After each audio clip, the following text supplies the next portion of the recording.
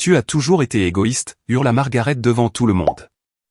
J'ai répliqué, j'ai payé ton loyer pendant 9 mois, j'ai couvert la voiture de cet oncle bon à rien et j'ai réglé les factures de maman, pendant que vous tous vous moquiez de moi comme d'une moins que rien. Je suis sorti en trompe de ce dîner et j'ai envoyé un texto.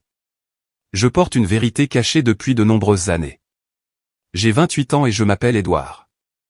Aussi loin que je me souvienne, j'ai toujours été le silencieux de la famille, celui qu'ils considéraient comme une déception. Ma mère, mon père, mes tantes, mes oncles et mes cousins ne m'ont jamais traité comme si j'étais important. Chaque fois qu'il y a un événement familial, le schéma se répète, ils discutent de leur succès, de leur grande maison, de leurs vacances à l'étranger, de leurs enfants idéaux.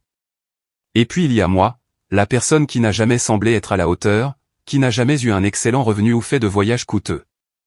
Quand j'étais plus jeune, cela ne me dérangeait pas autant, je restais concentré sur mes rêves, travaillant seul en silence. Mais quand on est toujours la tête de turc, ça commence à faire mal. Le vrai problème a commencé quand j'ai été embauché dans une petite entreprise technologique juste après l'université. Le travail n'était pas fantastique, mais il était correctement payé. Je vivais dans un appartement étroit et délabré, un endroit que la plupart de ma famille ne prendrait jamais la peine de regarder. Lors des réunions, il lançait de petites piques dans ma direction. « Joli petit endroit que tu as là », ricanait ma cousine, son sourire n'atteignant jamais ses yeux. « Toujours à la recherche d'un vrai travail », demandait ma tante. Est-ce qu'avoir déjà un travail ne valait pas un compliment? Mais ils ne connaissaient pas la vérité, je les aidais discrètement, non pas parce que je me sentais coupable, mais parce que je détestais les voir lutter, surtout quand ils ne me remerciaient jamais.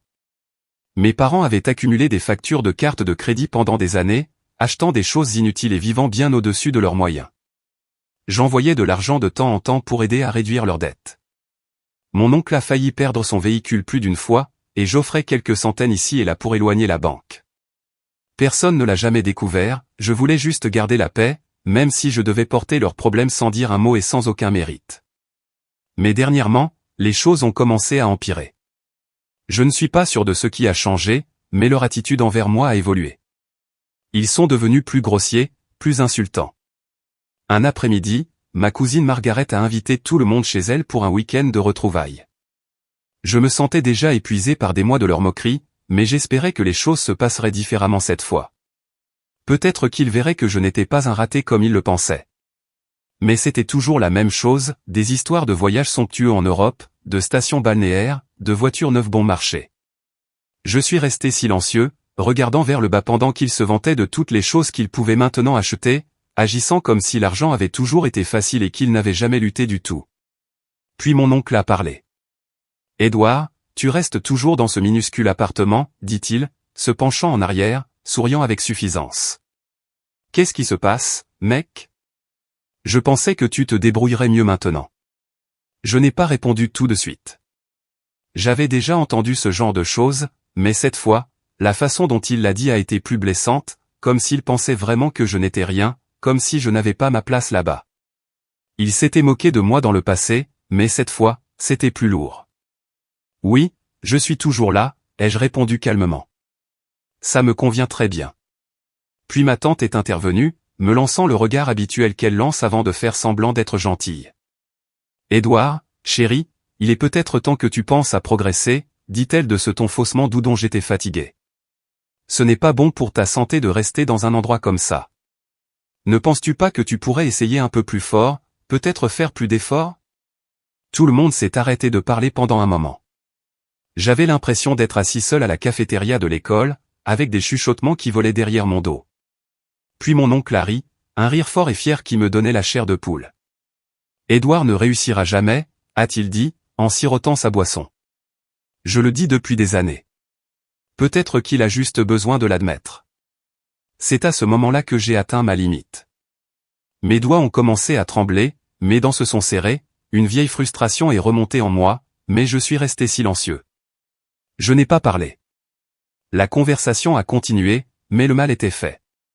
Je suis resté tranquillement à regarder mon assiette, me sentant comme si je n'étais même pas vu par mes propres proches. Ce n'était pas seulement ce qu'ils disaient, c'était la façon dont ils me voyaient. Pour eux, j'étais toujours le perdant, la déception, celui qui ne valait pas la peine d'être remarqué. Mais je n'allais plus l'accepter, pas après tout ce que j'avais fait, pas après toutes les fois où je suis resté silencieux et où j'ai couvert leurs dépenses, en espérant qu'ils changeraient. Ce matin, j'ai tapé un message et je l'ai envoyé à tout le monde. Il ne s'agissait pas seulement de l'argent, il ne s'agissait pas seulement d'être moqué. Il s'agissait de tout. J'imaginais qu'ils seraient choqués, mais je ne m'attendais pas à ce que les réponses soient aussi fortes. Mon message ne décrivait pas seulement ce que je ressentais, c'était une liste complète de ce que je faisais pour eux, chaque paiement que j'avais effectué sans leur dire, chaque prêt que j'avais contracté pour gérer leurs factures, les cartes, les voitures, les lumières, les frais de médecin.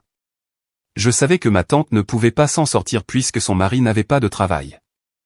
J'ai tout écrit, y compris les dates et les montants que j'avais payés. Je voulais qu'ils y fassent face clairement. J'ai terminé le message par une courte phrase, à partir de maintenant, je ne paierai plus rien. J'en ai fait plus qu'assez. C'est la dernière fois que j'aide. J'ai marqué une pause avant d'appuyer sur le bouton d'envoi.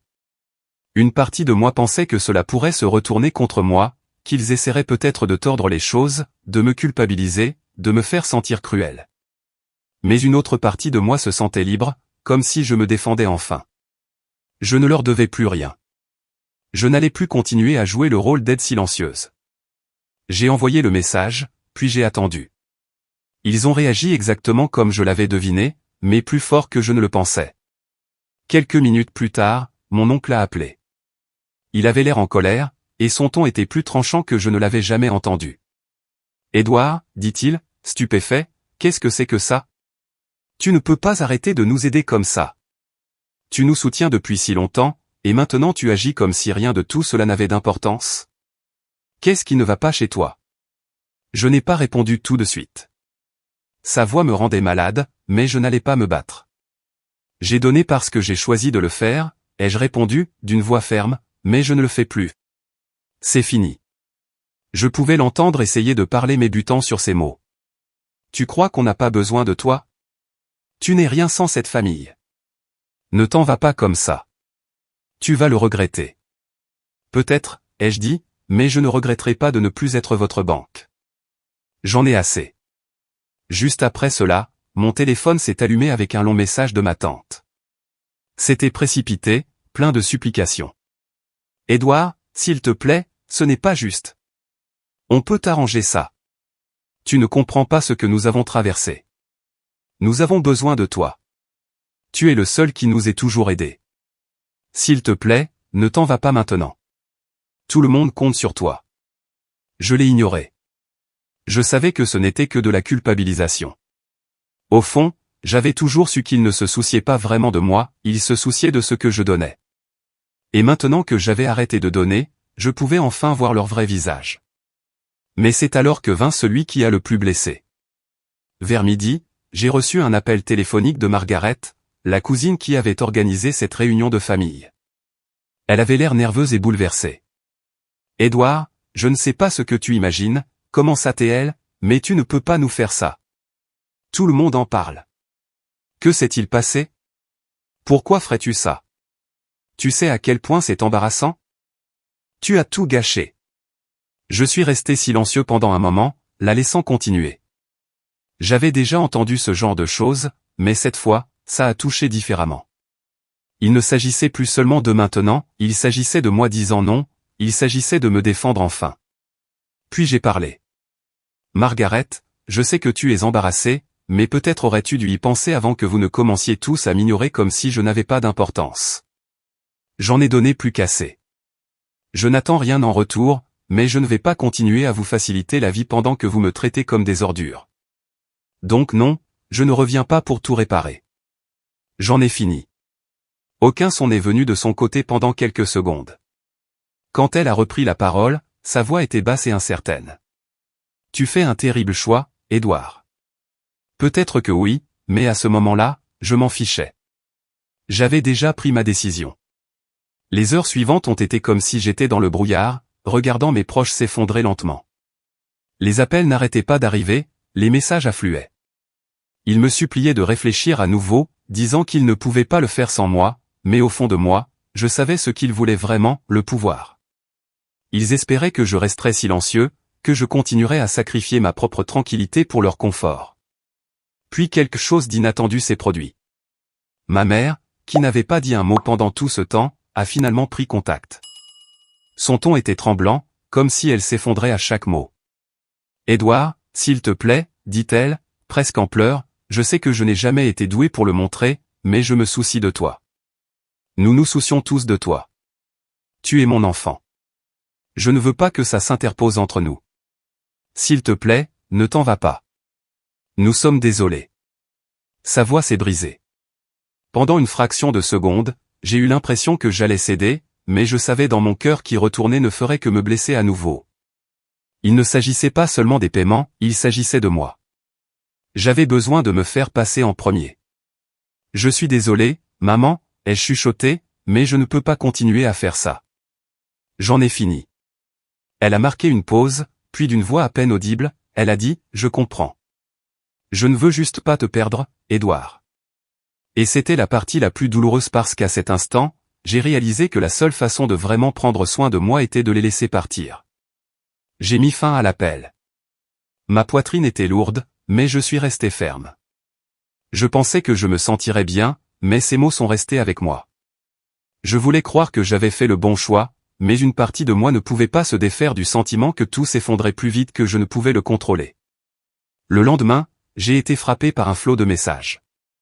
Mon téléphone, mon courriel, et même mes médias sociaux ont explosé. Mon oncle m'a envoyé quelque chose non seulement rempli de colère mais aussi plein d'arrogance. « Je t'ai aidé plus de fois que je ne peux même compter, Édouard, et c'est la gratitude que j'obtiens.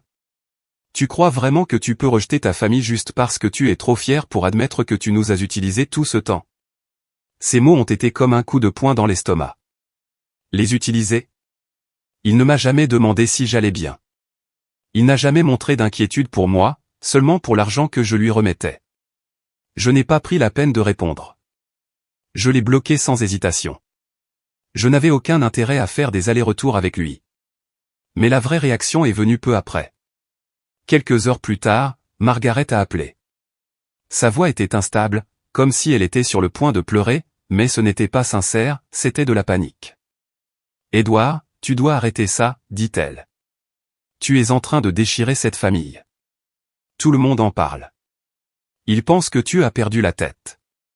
Il ne s'agit plus seulement de finances, il s'agit de respect. Tu ne t'éloignes pas seulement de nous, tu tournes le dos à tout. C'est vraiment ce que tu veux. » Je pouvais entendre le poison dans sa voix, la façon dont elle retournait l'histoire pour faire croire que j'étais le méchant.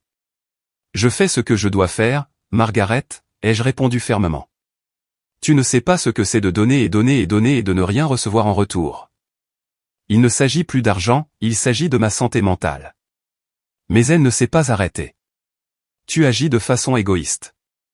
Tu as toujours été égoïste, et maintenant c'est pire. Je suppose que ça veut dire que tu n'as jamais vraiment fait partie de nous de toute façon, hein. » Et juste comme ça, je l'ai senti, le déclic final. J'avais passé des années à essayer d'être là pour eux, à essayer d'aider, mais la vérité était qu'ils ne m'ont jamais vu comme plus qu'une source, juste quelqu'un qu'ils pouvaient utiliser jusqu'à ce que je craque. Ce soir-là, je suis allé à la salle de sport pour me vider la tête. J'ai essayé de me débarrasser de toutes les émotions, mais quand je suis revenu, j'ai immédiatement senti que quelque chose n'allait pas. L'entrée de mon appartement était entr'ouverte.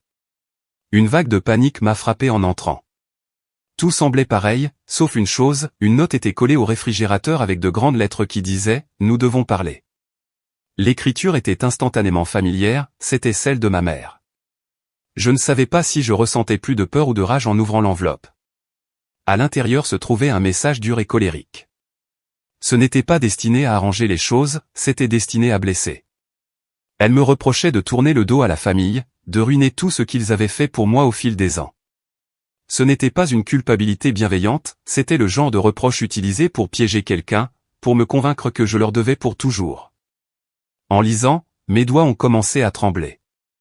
J'ai réalisé qu'elle n'était pas seulement bouleversée, elle me dépeignait comme le méchant.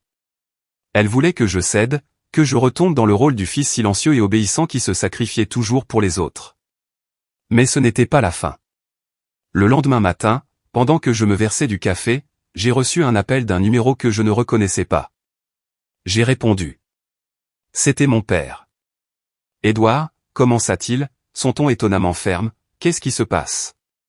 Ta mère s'effondre. ton oncle menace de te couper de tout le monde. Est-ce vraiment ce que tu veux? Tu vas finir complètement seul, tu sais. Je me sentais complètement vidé par la pression, les voyages de culpabilité, les demandes incessantes.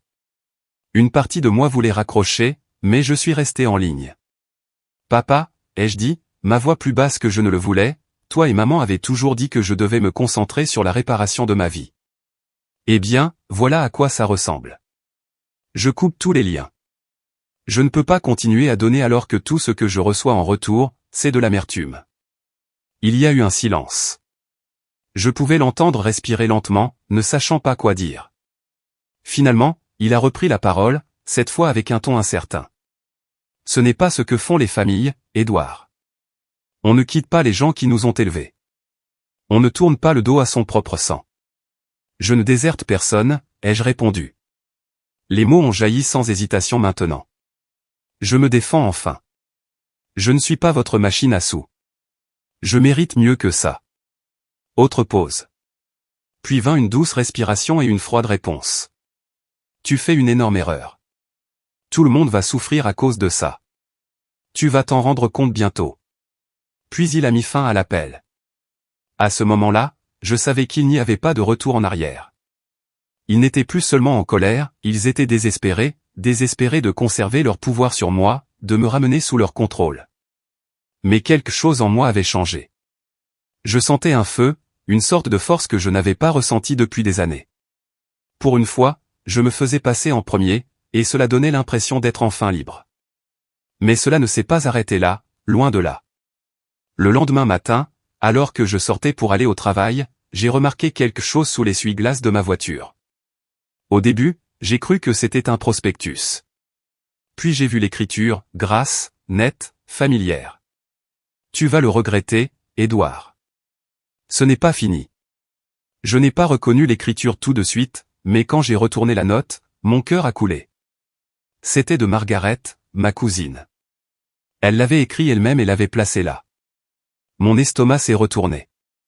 Ce n'était pas fini. Ils étaient sérieux. Ils n'allaient pas lâcher prise sans essayer de me briser d'abord. Les jours qui ont suivi ont été remplis de pression. Chaque message, chaque appel téléphonique, chaque mot de leur part portait une tension. J'avais l'impression qu'ils venaient après moi un par un. Ils ne voulaient pas accepter que j'ai fait mon choix, et ils n'allaient pas le laisser passer tranquillement. Le moment qui a vraiment tout brisé est survenu lorsque ma mère a appelé à nouveau. Cette fois, elle ne faisait même plus semblant d'être calme. Alors, c'est vraiment en train de se produire, hein, dit-elle, sa voix pleine de douleur. Tu nous laisses vraiment tomber après tout ce que nous avons fait pour toi. Je ne vous abandonne pas, maman, ai-je répondu, ma voix devenant plus forte à chaque phrase. Je m'éloigne du mal. Vous avez clairement indiqué que je ne compte que lorsque je répare les problèmes de tout le monde avec mon portefeuille. Ce n'est pas qui je suis. Ce n'est pas la vie que je veux. Vous auriez dû le voir il y a longtemps. Je l'ai entendu pleurer doucement au téléphone. Pendant une fraction de seconde, j'ai pensé que j'aurais peut-être dû le formuler différemment, que j'aurais peut-être dû adoucir le coup, mais j'ai laissé cette pensée s'en aller. J'avais besoin de rester fort. Ne présume pas que c'est simple pour moi, Édouard, a-t-elle crié. Tu crois vraiment que tu es le seul à maintenir cette famille unie? Ton oncle est furieux. Tu as tout bouleversé. Peut-être que tout est un désastre parce que nous avons continué à nous mentir à nous-mêmes, ai-je répondu. Peut-être que tout s'effondre parce que j'ai eu trop peur d'admettre à quel point j'ai été écrasé par ça. Il y a eu une pause. Je pouvais la sentir essayer de trouver la bonne chose à dire, n'importe quelle phrase qui pourrait me ramener dans le pétrin de la famille. Mais j'avais déjà décidé qu'il n'y avait aucun moyen que je revienne. Ce soir-là, j'ai reçu un message de mon oncle. Il était envoyé à un groupe, et j'ai remarqué que Margaret, ma mère et même des cousins éloignés étaient inclus. Le ton était impossible à manquer. Nous organisons un dîner de famille demain. Tu ferais mieux de te présenter, Édouard. Nous en avons tous assez du silence. Il est temps de tout arranger. Tout arranger. Il ne prévoyait pas de changer, il voulait juste me traîner en arrière. C'était du chantage émotionnel. Il savait exactement sur quel bouton appuyer. J'ai compris que ce serait ça, la confrontation que j'avais évitée depuis trop longtemps. Il n'y avait plus d'échappatoire maintenant. Alors j'y suis allé. Entrer dans la maison, c'était comme entrer dans un piège. L'odeur de la nourriture cuisinée, poulet, purée de pommes de terre, remplissait l'air, mais plus rien ne semblait chaleureux. Dès que je suis entré, j'ai pu sentir le poids de leur regard. Mon oncle a fait un signe de tête, mais il n'y avait aucune chaleur dedans. Margaret m'a regardé comme si j'avais commis une offense impardonnable. Ma mère était assise au bout de la table, son visage illisible. Tout l'endroit était tendu, comme si tout pouvait exploser à tout moment. « Édouard » commença mon oncle, sa voix raide, « nous sommes heureux que tu sois venu. » Il ne le pensait clairement pas, je suppose qu'il y a des choses dont nous voulons tous parler. J'ai fait un lent signe de tête. Oui, il est temps qu'on parle honnêtement. Margaret, qui était restée silencieuse jusqu'à présent, ne pouvait plus se taire. Tu crois vraiment que tu es meilleur que tout le monde ici, n'est-ce pas, Édouard, lança-t-elle. Tu crois que c'est correct de nous laisser tomber et d'agir comme si nous n'avions jamais compté? J'ai secoué la tête. Ce n'est pas ça, Margaret. Je ne me suis jamais considéré au-dessus d'aucun d'entre vous. J'ai juste réalisé que je ne pouvais pas continuer à vivre dans ce schéma toxique.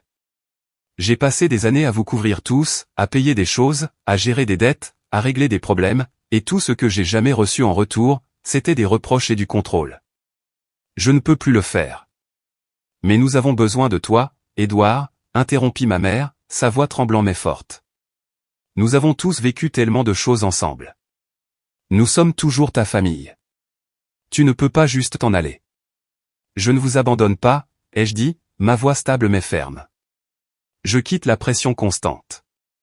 Je m'éloigne du fait d'être culpabilisé pour tout.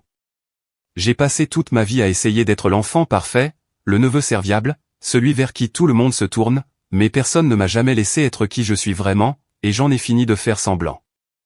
Alors mon oncle a claqué sa main sur la table. Sa fureur était évidente. Tu crois que tu as tout fait pour nous, a-t-il crié. Tu crois que nous sommes juste des sangsues qui vivent de ta gentillesse. Tu te trompes, Édouard. Le vrai problème, c'est toi. Tu as été égoïste depuis le début. Ce n'est pas de la bravoure, c'est fuir parce que tu ne peux pas gérer ce qu'on attend de toi.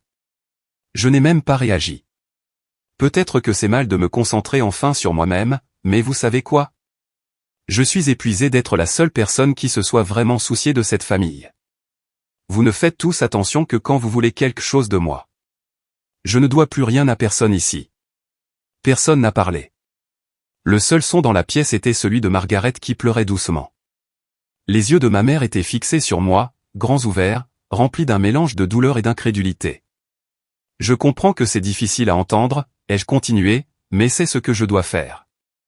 Je ne peux pas continuer à sacrifier ma propre paix et ma santé mentale juste pour que tout le monde reste à l'aise. Je le fais depuis toujours, et regardez où ça m'a mené. Les lèvres de ma mère ont commencé à bouger comme si elle voulait dire quelque chose, mais j'ai levé la main et l'ai arrêtée doucement. Ce n'est pas à débattre, maman. J'ai pris ma décision. Je m'éloigne de toute cette négativité, et je refuse de me sentir mal de me faire passer en premier. Le silence qui a suivi était lourd. Mes mots sont restés en suspens dans l'air comme un épais brouillard, et à ce moment-là, je l'ai vu sur leur visage. Ils ont finalement réalisé que je n'allais pas être le même Édouard sur lequel ils s'étaient toujours appuyés, l'Édouard qui se présentait toujours, l'Édouard qui maintenait la paix. Cette version de moi n'existait plus. J'ai repoussé ma chaise et me suis levé. Ma poitrine était serrée, mais mes pensées étaient claires. C'est la fin, ai-je dit doucement. J'en ai fini. Puis je me suis retourné et je suis sorti, laissant tout et tout le monde derrière moi. Alors que je m'éloignais de cette maison, quelque chose d'étrange s'est produit.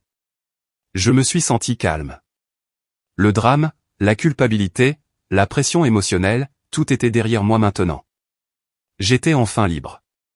Mais au fond de moi, je savais que ce ne serait pas la dernière fois. D'autres appels téléphoniques arriveraient, d'autres efforts pour me ramener, mais je ne pouvais pas laisser cela se produire, pas cette fois. Alors, je vais vous demander honnêtement, avais-je tort de m'éloigner de tous? Suis-je égoïste de choisir ma propre santé mentale plutôt qu'une famille qui m'a toujours vidé? Ou est-ce ce qui arrive quand on a été utilisé si longtemps qu'on finit par se choisir soi-même? J'apprécierais vraiment d'entendre vos pensées. Dites-moi ce que vous en pensez.